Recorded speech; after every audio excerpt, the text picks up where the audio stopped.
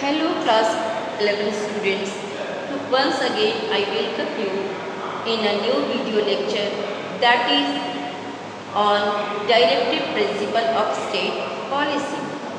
This topic is in chapter 2 of the book Indian Constitution at Work, and I have given you the video lecture on the topic fundamental rights and the previous topic of this chapter. So first we will understand that what is directive principle, where it is mentioned in our constitution. Part 4 of Indian Constitution. Part 4 of the Indian Constitution lays down the directive principles of state policy. The idea of including this principle was to ensure the social, legal and economic justice to almost every member of the society. First we will understand what is directive principle of state policy. Directive principles of state policy is a guidelines to the government, mostly the two organs, that is legislature and executives, to the government by the constitution, and it ensures the directive principle try to ensure the socialist aim in the society in the form of welfare state. So when we are talking about the welfare state, what does it mean? It means that state should take care of those people in the society who are deprived or lagging behind due to different reasons. So those people needs to get the things on the subsidized rate and also under the different scheme of the government, so they can also access the minimum standard of life. We will see that what is the aim of this directive principle, why, with what aim it was included in our constitution. So first it describes the goal of a society that should adopt, मतलब society का जो aim है, when a constitution is formed, when the leaders of the nation what type of nation they wants to create, उस goal को ये adopt करता है. Then second, certain rights that individuals should enjoy apart from fundamental rights. So as we studied that in the fundamental right there are many rights. Fundamental right, chapter of fundamental rights, many rights are included, but some rights which may be not justiciable, because we know that the fundamental right is justiciable. Some rights which is no justiciable, but it should be a necessary part of our daily life. We should get it. Like right to education, here I want to mention that right to education was initially a part of directive principles, and in 2005 it was included in the chapter of fundamental rights. Then we can see that in Panchayati Raj system it was also in the chapter of directive principle.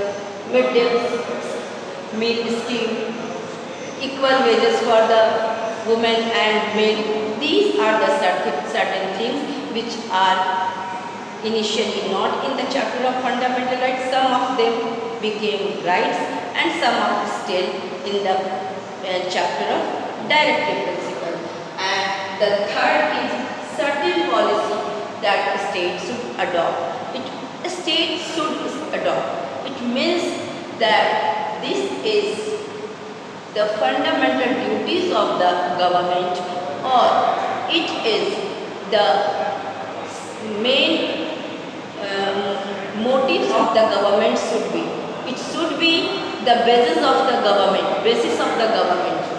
So that's why government should adopt. And then we will see the nature of fundamental right.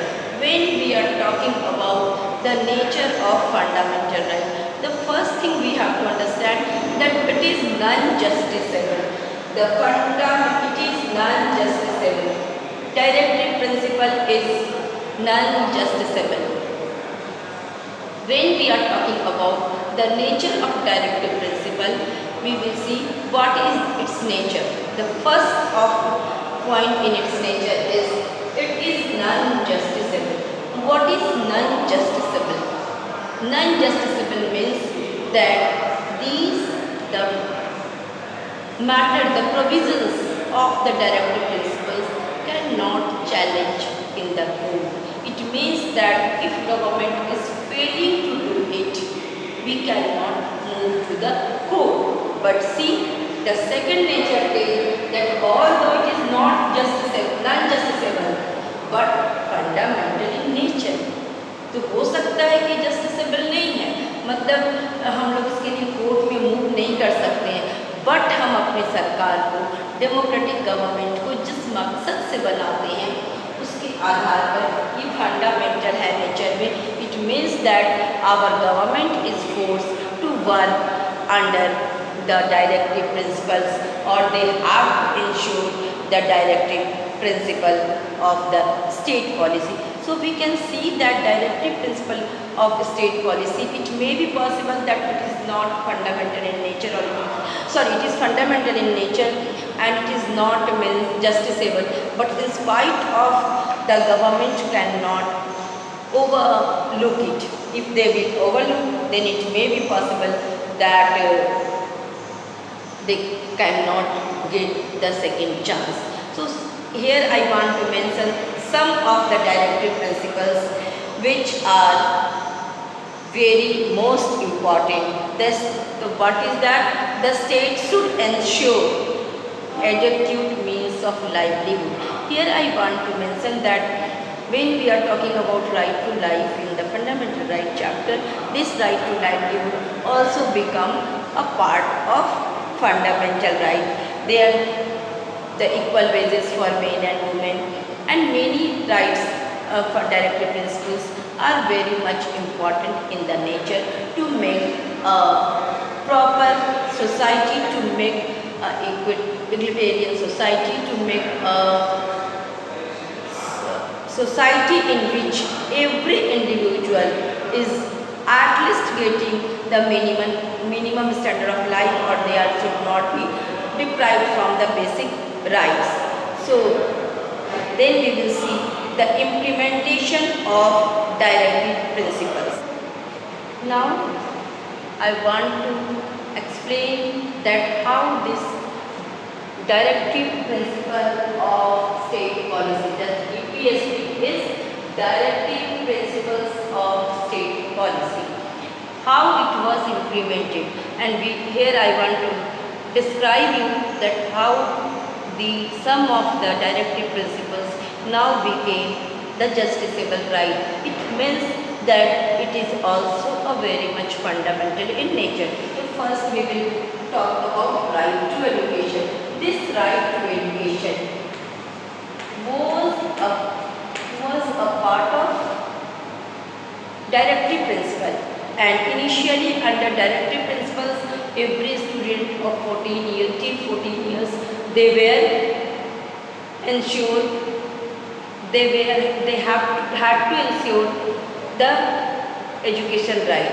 But in 2005 this right to education become the part of our constitution, in our constitution as a fundamental right. So it shows that this is very fundamental in nature. Then we will talk about Land Reform Act. As we know that at the time of independence we saw that landlords, और हम लोग उसको जमींदार,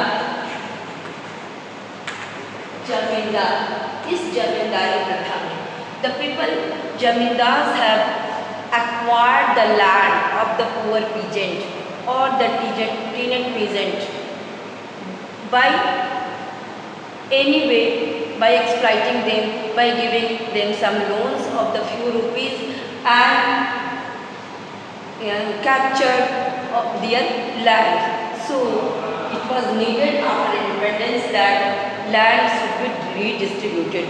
So government made many land reform act, and under that the land reform act was enacted, and it helped to provide ownership of the land to the poor farmers, and it strengthened those farmers who were no land, who have no livelihood.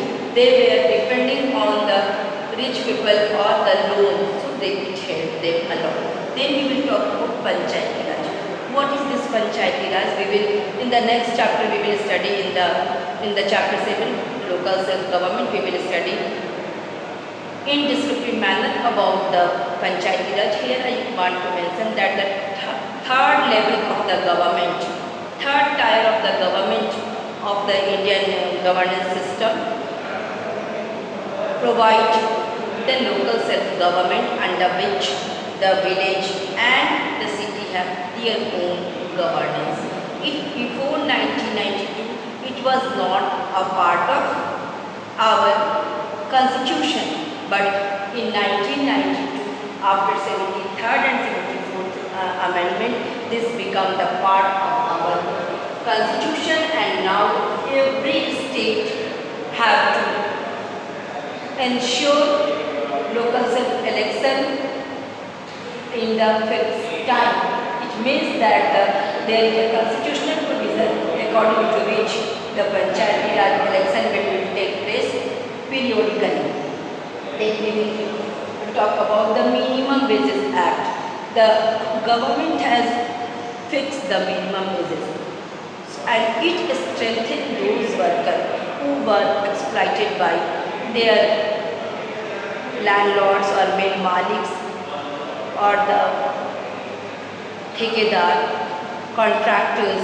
So that's why the Minimum Wages Act also strengthened the workers and the poor people in to safeguard their interest, and all provisions of the act apply to both the gender, for men and women also. So by this way we can see the directive principle of state policy is also one of the important aspect of our rights and our well-being. So we cannot say if it is not justiciable, then it doesn't have any importance. It is quite important, and time to time the provisions of directive principles of state policy take place in the constitution as the justiciable rights. That's all for today, and in the next video I will explain what is the difference between the directive principles and fundamental rights. Thank you.